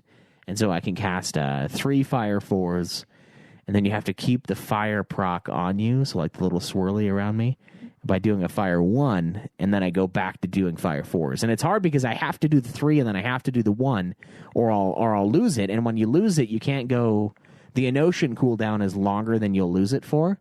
So if I fuck it up, because I'm running away from too many AoEs and I forgot where I was exactly with the rotation, I'll lose my Enotion, the extra damage, and I won't be able to do Fire 4 or Blizzard 4. That's interesting. And it has I think it's like a 45 or a 60-second cooldown. And in the last expansion, it was really easy because I would go Blizzard and then do Blizzard 4 until my mana came back, and then I go Fire and then do Fire 4, and I was just kind of rotating between the 4s. And now there's a bunch of other moves that come in. And then I get this weird single attack thing that does it costs no MP that I do. And then I have another one that's called Despair that takes every ounce of my MP that's left. And so usually what I'll do, if I do a perfect rotation, I'll finish off all of my mana. And then I'll cast Despair, and I'll have 1,100 left, which isn't enough to cast it. And then it'll wipe all of that. I'll have none, and then I'll get my free cast that doesn't cost any mana, that does a ton of damage. And that's the thing in my corner. I don't know if you have this, but for me, it's called the polyglots. It's this weird thing that builds up over time when you're dealing damage, and it has this little meter on the side. And then when you run out, when the meter finishes filling up, then it like procs this attack that doesn't cost any mana, and it does like some serious damage. No, what I have is on the Shadowbringers expansion, particularly of the new spells.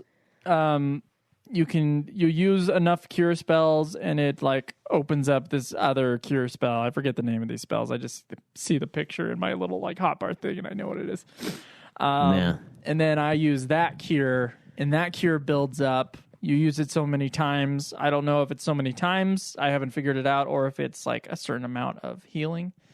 But it like there's this like rose bush thing, and it like pops these flowers up. And once you have all those flowers filled up, then you get this special attack that I can use on the enemies, and it does a shitload of damage. I don't know if anybody has noticed that like every once in a while I just suddenly chunk the boss, and it's like this Atlas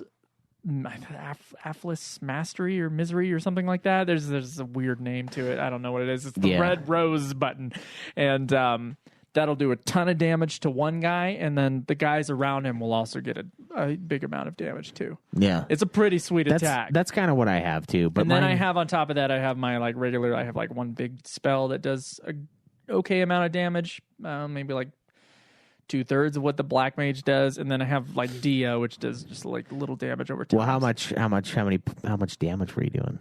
Like, I never looked. It was I could always see it visually on the boss. It would just be like a good chunk. It would just like hit that, and I was doing more damage than anybody else at that moment.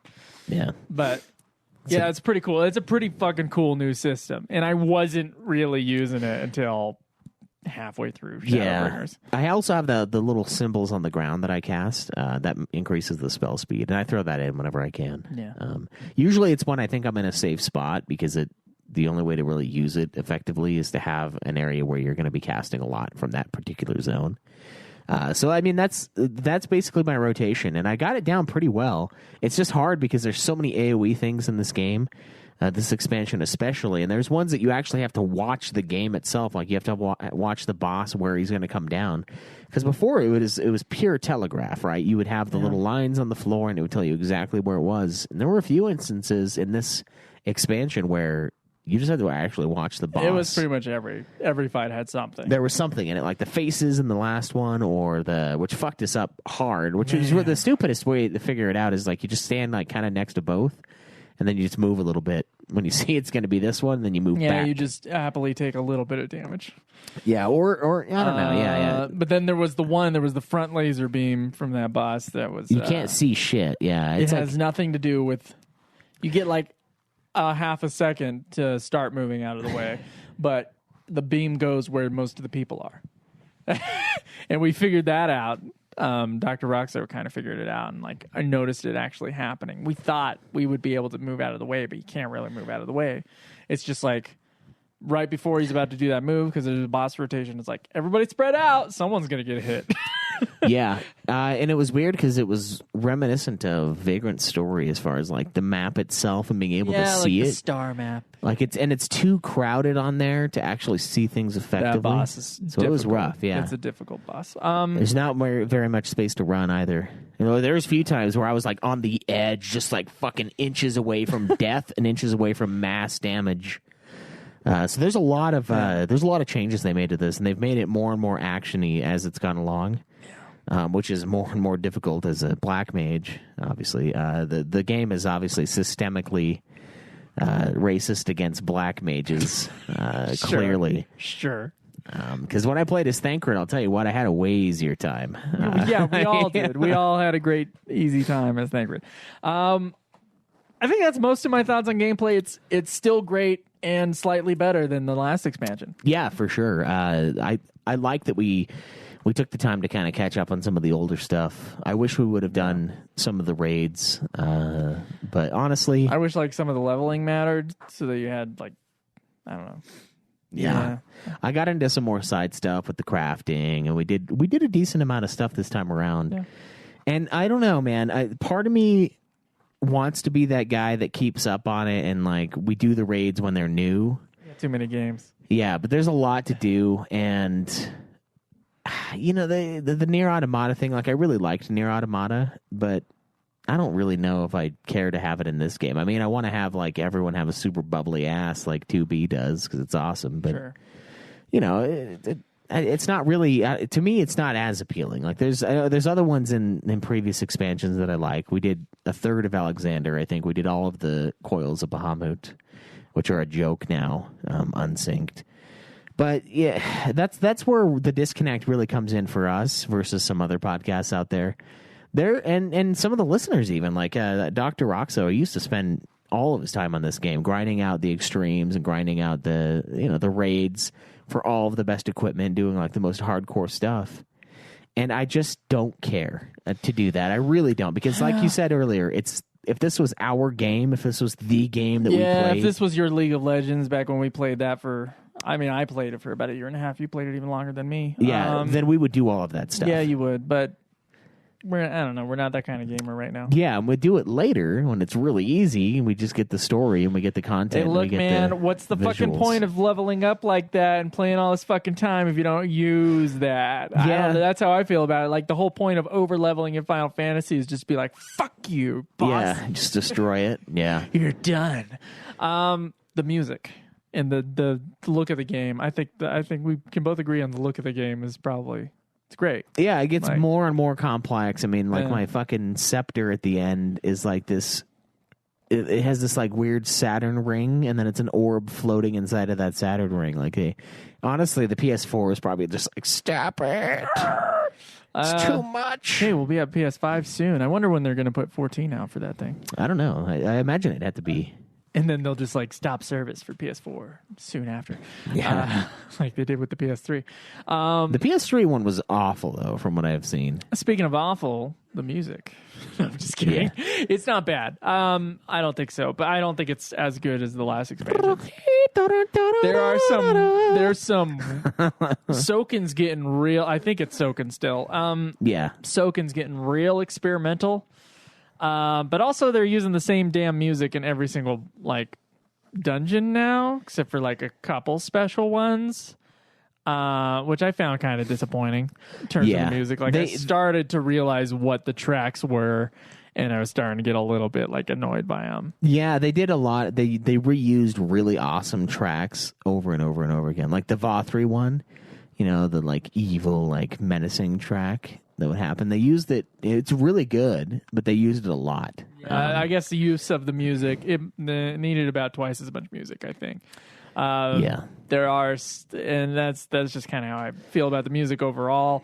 I mean, it's decent music, except for like the weird talking tracks, which he added in there, which I've never liked. Like I didn't like his like weird talk thing with the Leviathan fight back in 1.0. I don't like that. I don't like the way it sounds. But in this one we had the yodeling area of the game, which everybody commented on when we were in the area. It's like, have you heard the music yet? Have you heard they would go into the PS4 chat like, have you heard the music yet? It's like, yeah, I'm getting to it. Then you go out there, you're going from like where everybody lives to like just outside, just into the wilds of this one area. And I already made fun of it earlier, but it goes, I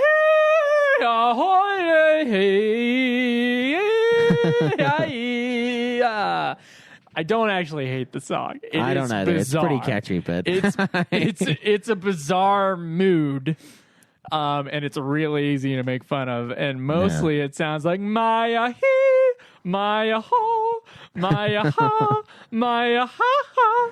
Yeah, and it's weird because you'll have like this menacing track as you're doing the main story, and like, oh my god, we could all die, and then it's like,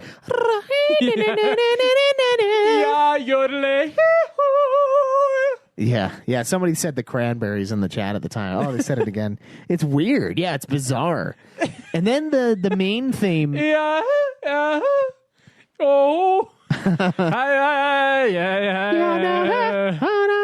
It's that zombie song. What's in your head?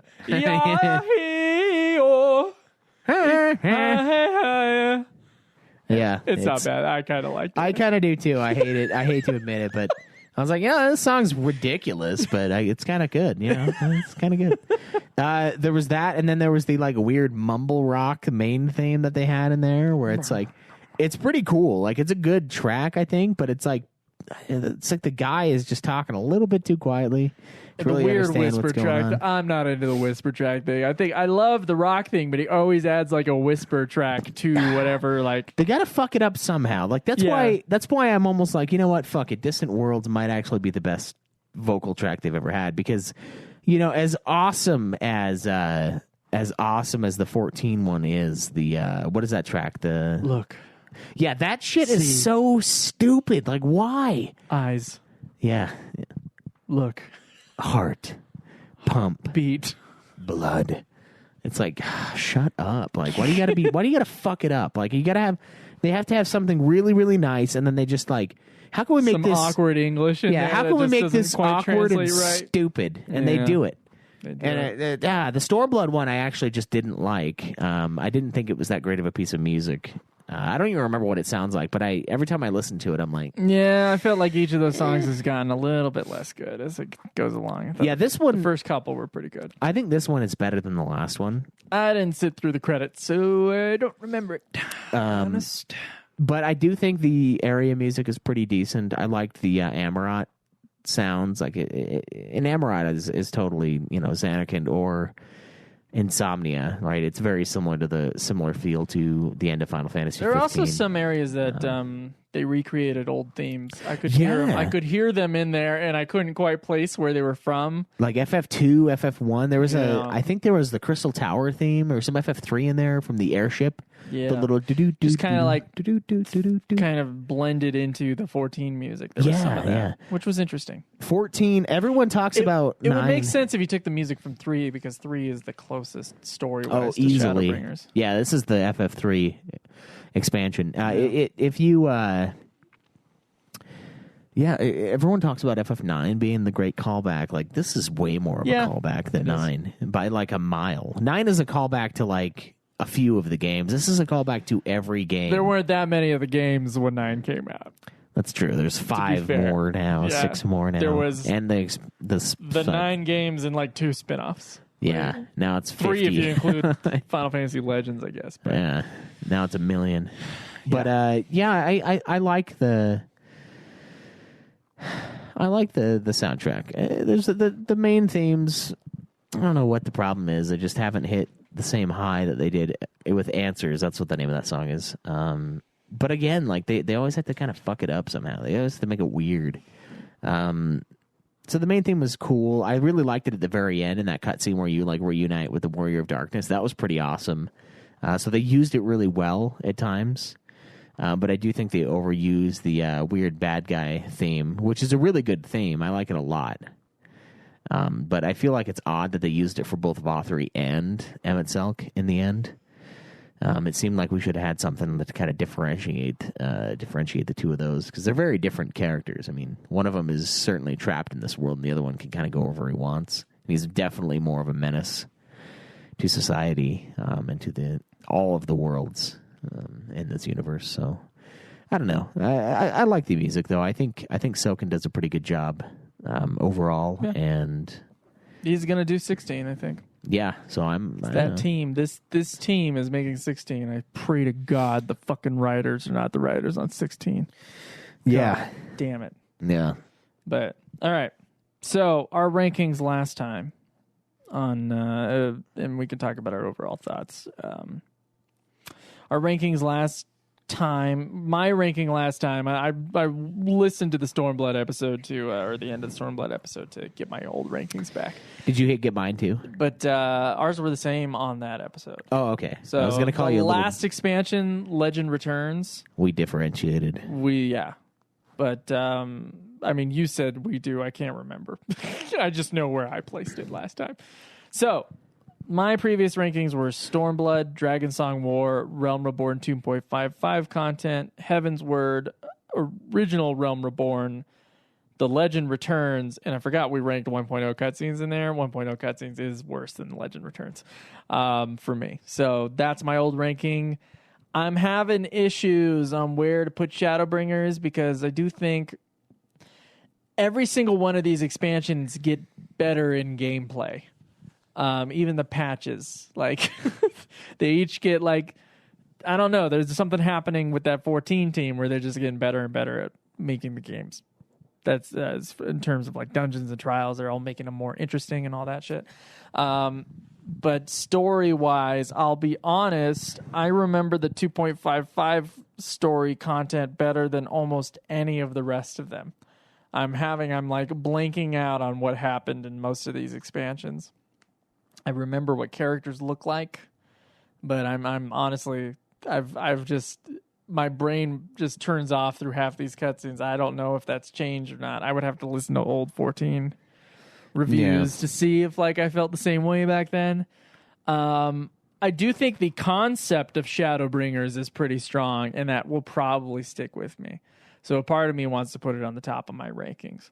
But I remember Realm Reborn 2.55 pretty good.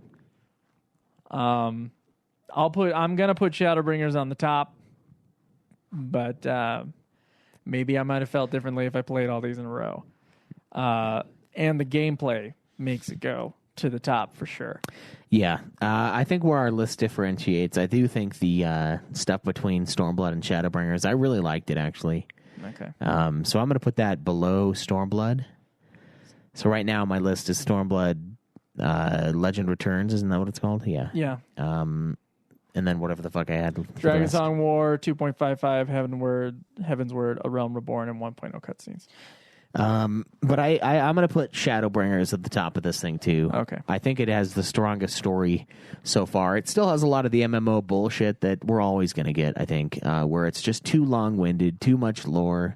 They have a lot of strands that connect that are years and years apart from each other, which I think is kind of bad storytelling. I feel like it should be, and I think that's what they did with Stormblood or Shadowbringers really well, is they said, okay, this is in a different world. And the entirety of it pretty much was in that different world. And, of course, we had the stuff that took place in the Legend Returns with the Black Rose and, like, this weapon of mass destruction or whatever on our normal planet. And then that kind of came back in at the end. I expected that to be the main theme of this game. And then, of course, they went completely off the rails with this Yulmore and this whole other world, which I thought was great. I really enjoyed that. And it kind of had its own self-contained story. You know what I mean? Where the Warrior of Darkness story sort of was hinted at and was touched on at the very end of the last one, and we all went into that coma at the very end of the last expansion to go to this world. So I feel like it teased it, and then it delivered, and now we're past it. So I think this is a very well self-contained story, and it's definitely the top of the list for me. As far as the gameplay, easily. As far as the story, easily. Emmett Selk was a really cool character. Vothri, I thought, was an interesting guy, too. Kind of lording over the Sin Eaters and had this weird dystopia, utopia society kind of thing going. I liked it. I think the stuff with Thancred and Minfilia is kind of getting old. It's weird. You mentioned this, and he always pats her head, and I've always been kind of like uncomfortable by that. Like, it just bothers me for some reason. But, you know, I feel like there were some really good side plots. I really liked the coming together with the Warrior of Darkness. This expansion, again, your character is becoming more and more verbal. It's like a deaf man learning to talk. It's weird because you used to not speak at all. Remember back in the day when you would just do the head nod or like the shrug or the gesture, and now we have like lines of dialogue that we're delivering. Yeah. It just makes it so you can't just have the text auto go, and you have to be like, fuck. God, you got to interact. Yeah. I have to pick up my controller and press X. Yeah. It's a real pain in the ass. I like Y'shtola getting hotter and hotter every single time. Never going to get old.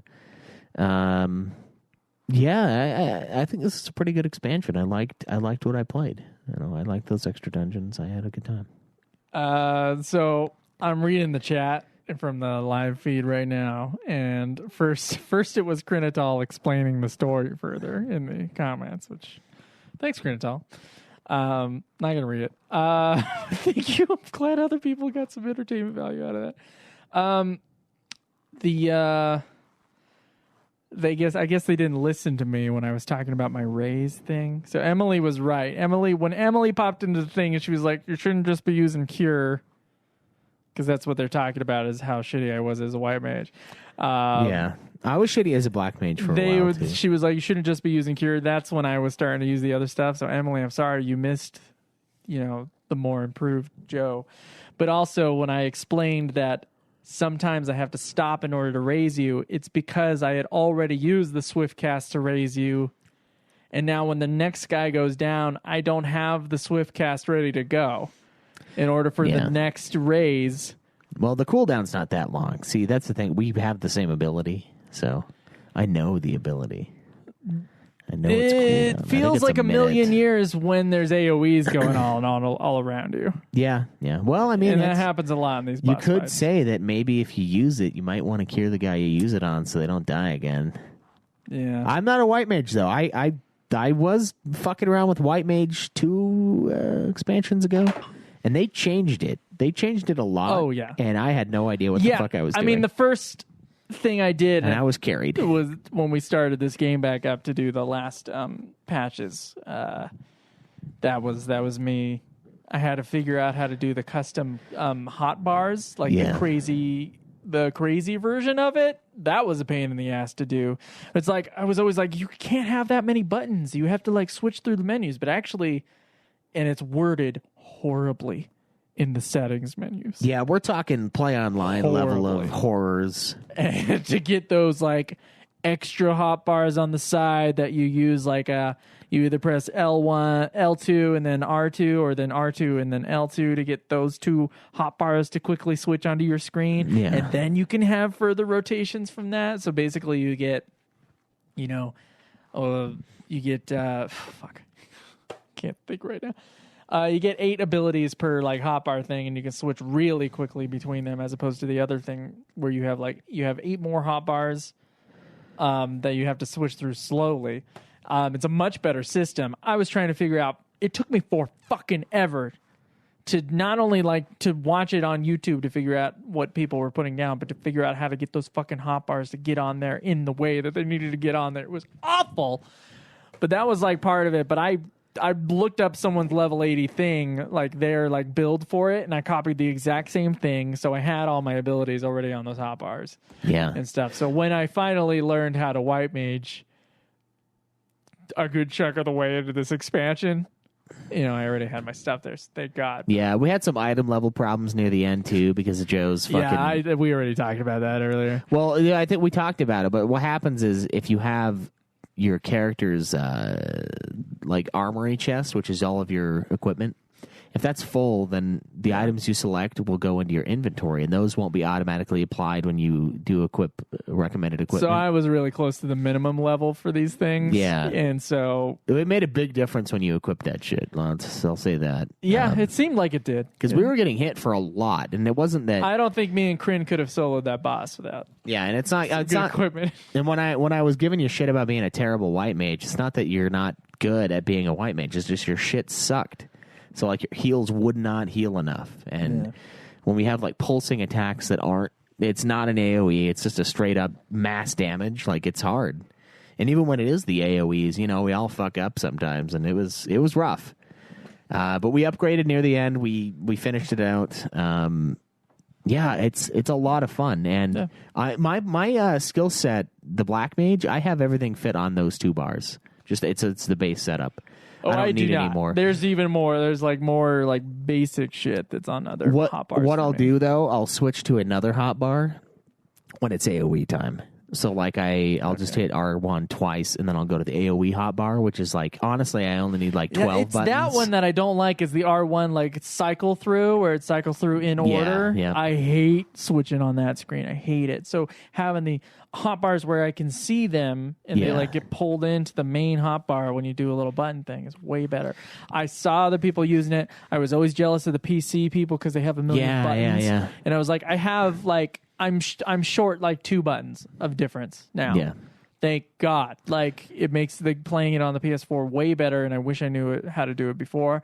Really don't know how to do it now, but it's already set up now, so fuck it. I never have to set up that goddamn hotbar system ever again. It took like 2 fucking hours. Yeah. On top of like a couple days of me going like trying to research the thing. So like the actual process of setting up the hotbar just right was 2 hours. Learning how to do it was, I'm sure over time, a couple more hours. I'm sure it would help me as well, because right now I have to hit R1 twice, and then I'm in my AoE. I think when we started this thing, I was like, dude, you got to set this thing up. Yeah. And then I was like, well, they've disabled half of my fucking ability list, so I kind of didn't need to. was my big thing. But all right. Yeah. That was Shadowbringers, guys.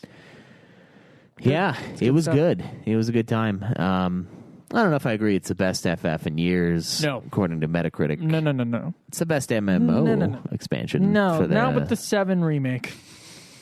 Yeah. Not with Final Fantasy VII Remake. I think 15 is better. I don't think 15 is perfect, guys. I don't know why people just hear things and then they rope things together and it all becomes like one mush. like me complaining about me not having enough time to raise. And you guys, I did say that detail. I can go back into this fucking recording and talk about, me using the Swiftcast first and then using Raise, and they won't have heard it. It doesn't fucking matter what I say. People just run away with it. People just hear one thing and it clouds everything else and it just thumps. Yeah. No. Just because I think 15 is better at telling its story than Shadowbringers and has a better story. Doesn't mean that I don't have problems with 15. I did. We had a 5.5 hour fucking episode on it if you want to go back and listen to it. Yeah. Although I like it a lot, but yeah, it's good. I'm excited for the next one. I know we don't have that long. The plan right now that we have is give ourselves enough time to go through the content now, do the review on the stuff that's coming out, the patches in between, Shadowbringers and whatever the hell the next one's going to be called. Yeah. It's been kind of delayed because of the whole COVID, but you're talking about with 14. Yes. Yeah. When the new expansion is announced, or when all of the content is released, and we can finish it by the time the new expansion drops, that's when we'll come back to Final Fantasy XIV. I'm still working on the Platinum. I'm pretty close. I've got a lot of stuff to do still, but but it's only 4 things. You just have to do a lot of them. Yes. Yeah. You have 4 trophies left. Thank you guys for listening. We will be back talking about Final Fantasy 15, my replay, and our DLCs. Yep. Month or 2. We'll see. I'm moving to Colorado for a seasonal job that'll last about 5 months. So there might be a bit of a delay starting the game. But yeah, listen to this. Listen to Nude Clan, guys. I should be on there for a couple episodes if you want to hear me on there. Next couple weeks. That'd be great. Check out the Godzilla podcast. There will be a brand new episode of the Godzilla podcast coming because I'm leaving right from here and going straight to Drew's house to record that. Yep, we got a couple shows on the network that are no longer active but still have a lot of great content. We have the Puff Puff Hour, a Dragon Quest podcast. Caleb Craig from Nude Clan and a couple other buddies running that. We have For a Few Chickens More, a song of Schweiss and Johnson. Me and my friend James reviewing every episode of Game of Thrones. We have a big backlog of that. We've got Super Sexy Swinging Fan Fiction. Everybody knows what that is. And Getting Fat with Caleb and Joe is a backlog. Got some great stuff on there. Real quick update on the movie. Production company is pushing it. I know some people listened to the Getting Fat episode where we said it was coming out in September. Obviously, that didn't happen. I guess they're just pushing the movie to 2021. Yeah, everything's getting delayed. So everything, even stuff that doesn't really make sense to get delayed, it's almost like an excuse. It's like, we don't want to release it yet. It's because it's not going to make as much money if people don't feel safe leaving the house. You got half the people don't give a fuck and are doing it, so we're at half capacity. Yeah, that's why every business is at half capacity right now. So just going for it's half give a fuck. Okay, that's really what it means. Yeah, that is half give a fuck. Like Utah doesn't give a fuck, but I went to California and everybody was wearing masks. And by the way, I give a fuck more than the people in Utah. I think in general around me, and I fucking got COVID anyway. But little bitch. Nah, it's about trying not to spread it as much. Yeah. Much more than it is about not receiving it, but no one gives a fuck. But it's only half. You got half the country that doesn't give a fuck. That's fair. So I mean, you guys you can see it now, though, right? Isn't it available on? No, it's not. I can't put it out. Well, I can put it out, but it's not good for the company if I put it out on Vimeo to rent. Oh, okay. So that's the one area where I kept the rights to. I kept theatrical rights, which aren't going to happen, and then the Vimeo, I'm allowed to have my website. You can rent it from me. Okay. But I'm going to wait till they release it so it's all released at one time. That's a good idea, yeah. So no one pirates it. Yeah, it just sucks because puts it out, and then they get mad, and then they don't Yeah, it sucks because it was so long ago and it's been done for a while. It's just everything's getting delayed. I mean, it's frustrating, but it's just what it is. I'm trying to make another movie, but I'm not going to ask for any like crowdfunding or anything until the other movie is out. yeah, got to deliver the first. Deliver the goods on the first one. Deliver the Indiegogo like promises and keep those. And so anyways, thank you guys for the support. Thank you for listening to this episode of Ultimate Final Fantasy, the Ultimate Final Fantasy podcast. Tweet me at Joseph DeGolier. Tweet Schweiss at UFF podcast. And join our Discord, which is a it's a pinned tweet. It's in my Twitter description. It's a pinned tweet on at New Clan Podcast, and it's a pinned tweet on mine. Yeah, exactly. So go join our Discord. Join the discussion. We love hanging out on Discord. Thank you, guys. Yeah, a lot of great people on there. Until next time, guys. As always, enjoy the grind.